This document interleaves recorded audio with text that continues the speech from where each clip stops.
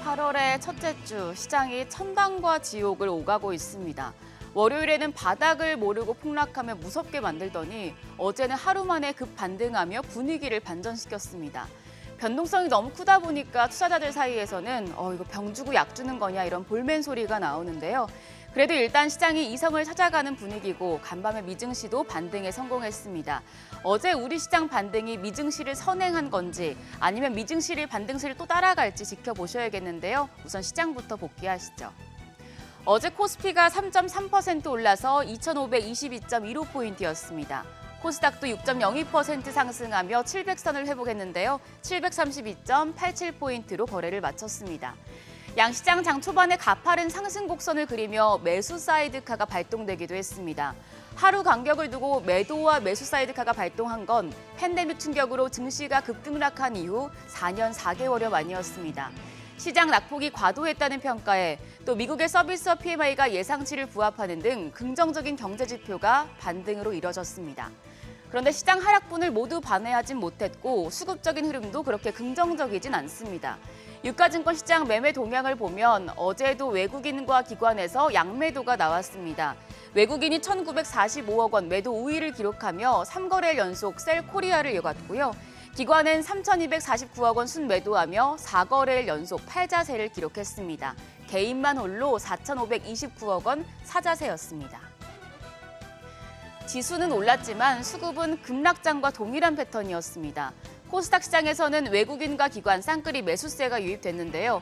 외국인이 3,576억 원 매수 우위 기록했고 기관도 1,252억 원 매수 포지션이었습니다. 개인만 홀로 4,917억 원 순매도했습니다. 시가총액 상위 종목 마감가 확인하시죠. 전부 파랗다가 또 전부 빨간 상승불을 켜는 어지러운 시장입니다. 어제는 유가증권 시장 시총 10위권 중에서 셀트리온 한 종목을 빼고 9개 종목이 일제히 상승했습니다. 삼성전자가 1.54% 반등했는데 사실 전 거래일에 10% 가까이 빠졌던 걸 생각하면 상승폭이 그렇게 크진 않습니다. 다만 방금 전에 삼성전자의 HBM3 8단이 엔비디아 퀄테스트를 드디어 통과했다는 소식이 외신을 통해 보도됐는데요. 이 소식 오늘 주가에 반영되겠습니다. SK하이닉스는 4.87% 올라서 하락분의 절반 정도를 다시 메꿨습니다. SK하이닉스는 미국 인디애나 공장에 최대 6,200억 원의 보조금을 지원받는다는 소식이 있어서 오늘장에서 추가 상승이 기대되고 있습니다.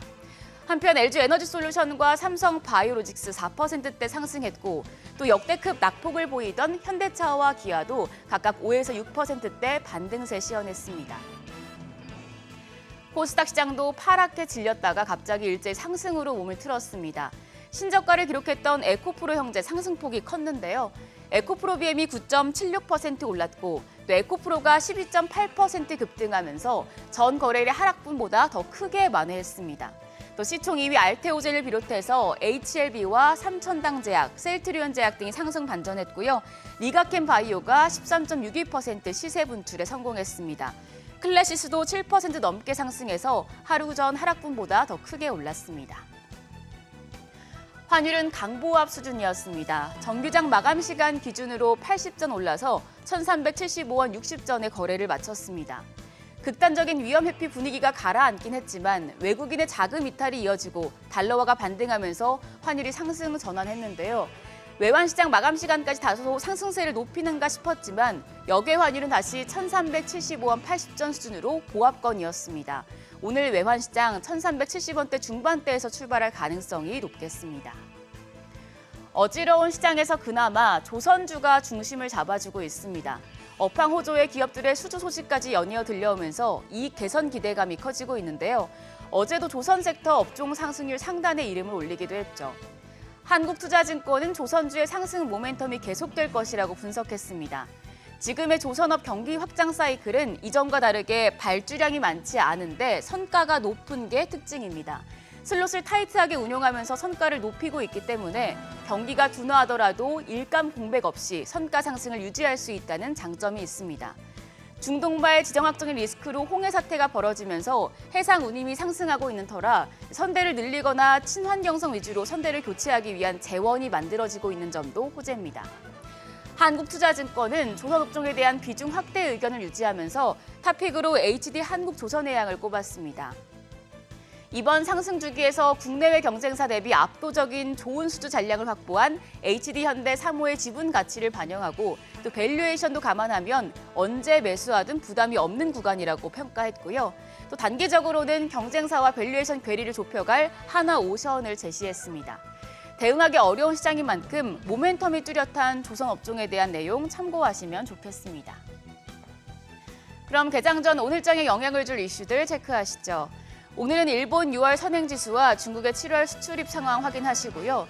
쿠팡이 오늘부터 월 회비를 인상하는데 이게 쿠팡 실적에 좋겠지만 또 탈쿠팡족이 생기면 이 사람들이 네이버나 신세계 같은 다른 이커머스 업체로 갈 수 있어서 반사 이익을 누리는 기업이 생겨날 것으로 예상되고 있습니다. 마침 오늘 롯데쇼핑과 신세계, GS 리테일 등의 2분기 실적이 나오는데요. 또 이커머스 관련 기업들의 지금 상황도 확인하시고요. 더불어서 LG U+와 SM, 카카오게임즈, 카카오뱅크 등의 실적도 나오니 참고하시길 바랍니다. 한편 어제 시간의 거래에서는 전쟁과 코로나19 관련주가 강했습니다. 하마스 1인자인 이스마일 하니의 암살로 불거진 이란과 이스라엘 갈등이 일촉즉발 상황으로 치닫자 해운과 유가 관련주가 주목받고 있습니다. 또 코로나19 재확산으로 관련주들에도 관심이 모아지고 있는데요. 오늘장까지 이런 흐름 이어질지 지켜보시죠. 시장이 공포의 과매도권에선 벗어났지만 아직 살얼음판을 걷는 느낌입니다. 미국발 경기 침체 공포가 완전히 사라지지 않았고 또 엔캐리 트레이드 청산 리스크도 여전히 남아있는데요. 간밤 미증시 상승을 우리 시장이 어떻게 소화하는지 지켜보면서 대응하셔야겠습니다. 지금까지 어제장 오늘장이었습니다.